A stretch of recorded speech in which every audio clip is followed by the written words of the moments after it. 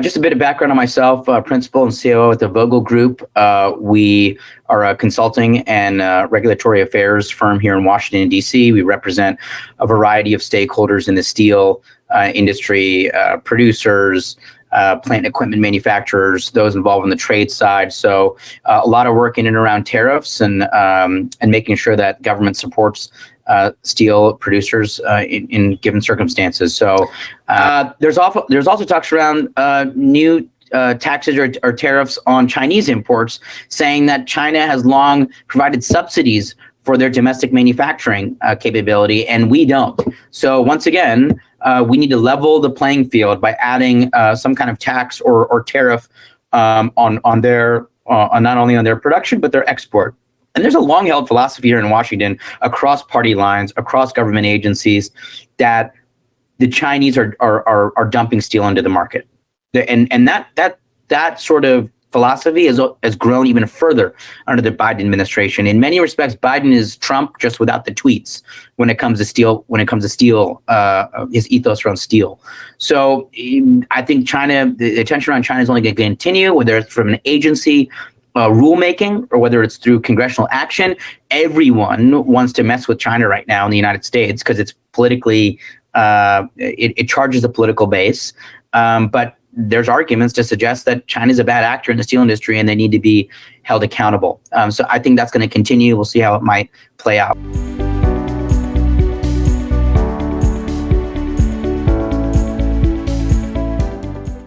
I'm going to focus on the U.S. steel industry outlook, talk about demand, supply, pricing considerations, other macro considerations, certainly with M&A, new capacity, and some of what Samir talked about in terms of infrastructure. Obviously, a very, very interesting time to be following the U.S. steel industry, given all of the all the evolution and capital investment projects that we're seeing right now.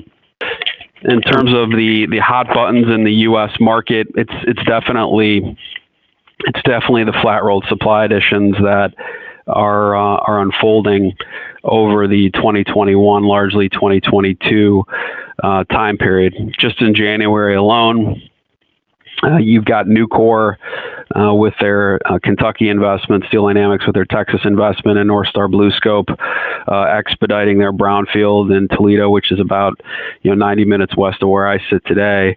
They're adding about, collectively between the three of them, about 6 million tons of capacity, notwithstanding what Big River's already put into the market and what JSW Mingo may do. So very healthy increase. Call it about a 10% plus supply add relative to our demand expectations hitting on January 1st.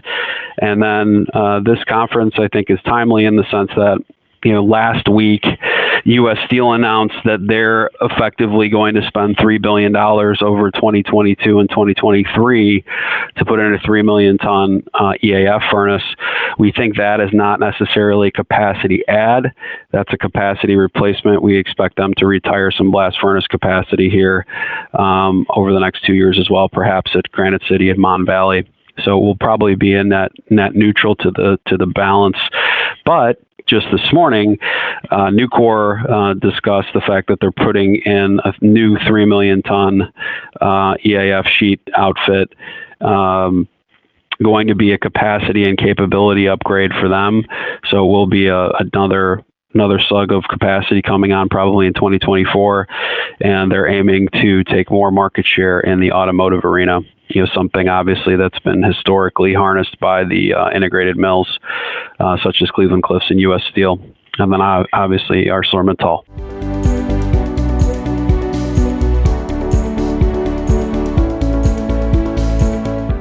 Another visual representation of what's been happening in steel production and also the geographical distribution of where that product is being produced globally. If we look to the left in 2010, we see a total world crude steel production of 1.435 million tons per year. Fast forward to 2020, we have a increase of 31% to a steel production level of 1.878 million tons. What's most important between the two charts the two pie graphs, I should say. Although it's a 31% increase in total production, we can see the continuance of Chinese market share increase over time. You can see that the Chinese have taken now 12.2% increase, representing about 56.7% of world crude steel production. Some of the declining markets over that time period, which are very significant to identify, as Japan has lost 3.2% market share, going from 7.6% to 4.4%. We've seen the European Union drop from 12% to 7.4%, or 4.6% drop. We've seen NAFTA, Canada, United States, and Mexico lose approximately 2.2%, as they were previously producing 7.7% in the world production, they're now 5.4%. So again, we can see it in many different visual representations, how China continues to be the dominant nation in world crude steel production.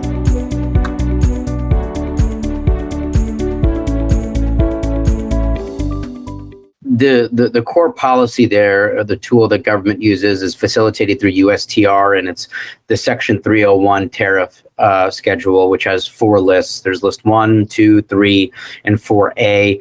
List 1 through 3 are at a 25% tariff. List 4A is at 7.5% currently. I don't think those are going away for quite some time either. It's interesting. I was talking with a client about this even last week. Because government is very odd when it came to their 301 policy. We were representing a plant equipment manufacturer that was building a new facility for a major steel company here in the United States, and some of those pieces of machinery and equipment were being imported from China. And it was very odd because government was saying, hey, build new steel mills in the US, yet they were putting a tariff on the equipment that you need to make a steel mill. So it made no sense. I think you find a lot of those inconsistencies with the current policy, and government's only been willing to comment on it as far as it relates to the COVID-19 pandemic response. So there are about 89 products that came out of the Section 301 list. They said, you know what, we're not going to put tariffs on them. You know, surgical masks, vials, what have you, things for vaccine production, whatever. And they had a new comment period. I believe the comment period ends on September 27th to say, hey, should we extend those exemptions or should we expand them? What should we do?